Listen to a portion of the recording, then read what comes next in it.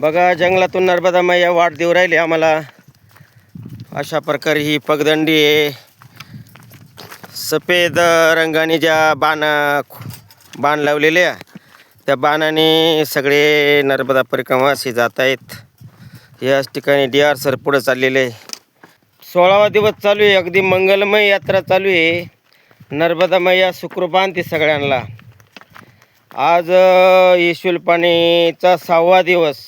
आम्ही 3 दिवसामध्ये आम्ही गोरा कोलाने म्हणजे गोरा या गावी जातोय, ज्या ठिकाणी शूलपाणेश्वर महादेव भगवान नवीन मंदिर त्या ठिकाणी उभारलेलं आहे. जे जुनं मंदिर ते सरदार डॅमच्या पाण्यात गेलेलं आहे. बघा खूप असा रमणीय आहे स्थान.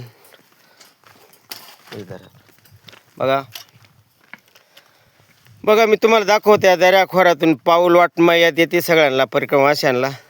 अगदी सांभाळून आणते बघा. आणि या ठिकाणी नारायण सर आहे, जाधव बाबा आहे. खूप वाकड्या वळणावर त्यांचा तर आनंदच आज गगनात मावेनाच झालेला आहे. बघा नर्मदे शूलपाणीच्या जंगलामध्ये 6व्या दिवशी प्रवास करत असताना मनस्वी एवढा आनंद होतो का ज्या झाडावरती पक्ष्यांचा किलकाटा कानावरती सुंदर आवाज येतो.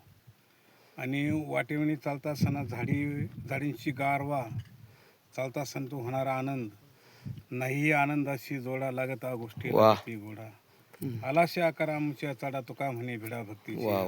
नर्मदे हर हर. बघा हे पंढरपूर पर्वतच्या रांगाच्या रांग आहे.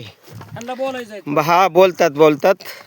बघा मी तुम्हाला हे दाखवते ना सगळे शूलपाणी झाड इथली. हे काय आपल्याकडं डोंगर आहे, आपल्याकडं पर्वत आहे, पण हा वेगळा महिमा काय आहे का ह्या ठिकाणी आशुतोष भगवान या पर्वतावर आहे ना विराजमान आहे. नर्मदा मैया या पर्वत रांगांतून अगदी पर्वत भेदून गेलेली आहे. कुठे गेलेली आहे? अरबी समुद्राला, गुजरातमध्ये. हे शूलपाणेश्वर महादेव मंदिर या ठिकाणी म्हणतात. शूलपाणी म्हणजे काय आहे? त्या शूलपाणीचं असं वैभव आहे का जे हे पर्वत नसून भगवान भोलेनाथ आहे. म्हणून यांच्या पाण्याचा वेगळाच आनंद मिळतो. आपल्याकडे डोंगर आहे, आपल्याकडे पर्वत आहे, परंतु असा आनंद तिथं का मिळत नाही? हो महाराज, त्या दर्शनामध्येच खाय ही ताकद आहे. आणि नर्मदा मैयाची ही काय आहे? ही पाऊलवाट आहे. बघा एकदम रांगेत चालतात. आमचा ग्रुप सगळा रांगेत चालतोय. आणि नामस्मरण होता होईन तेवढं ज्यावेळेस करायचं त्यावेळेस 50 फुटाचं अंतर राहतं.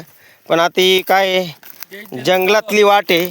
बघा या ठिकाणी हो जप्पन चालतोय. या ठिकाणी बाबा आहेत आमचे परळीचे. बोला बाबा, काय बोलता? मला असा अनुभव आला की महागड्या 2-3 दिवसापूर्वी आम्ही टेकडीवर झोपलेलो होतो. इतकी थंडी होती आणि थंडीमध्ये हवा सुटली होती. त्याच्यामुळं मला त्या ज्या 12-12 फूट उंचीच्या बर्फावर झोपलेल्या सोल्जरची आठवण झाली की ज्यांनी 3-3 महिने तोंडच धुतलं नाही, नुसता ब्रश करायचे आणि गुळणा करून जीवन जगायचे 3-3 महिने. अशा सोल्जरची आठवण झाली. ठीकही वाटलं. त्याचा जे अनुभव आहे त्यांनी जे सोसलंय त्याच्या काही अंशी ना आपण सोसायलोत किंवा बघायलोत ह्याचा मला थोडा आनंद वाटला. वा, अगदी नर्मदा मैया सुखरूप आणते, सगळ्यांना सुखरूप आणते.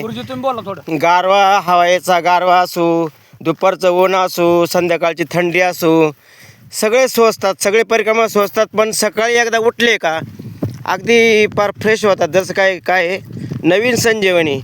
पायात ताकद देते. पायी थकतात, रात्रीचे शिंतात, पण सकाळी उठल्यानंतर एकदा थंड पाण्याने स्नान झाल्यानंतर सगळा शिनबाग निघून जातो आणि लगेच नव्या दिवसाची नवी तयारी.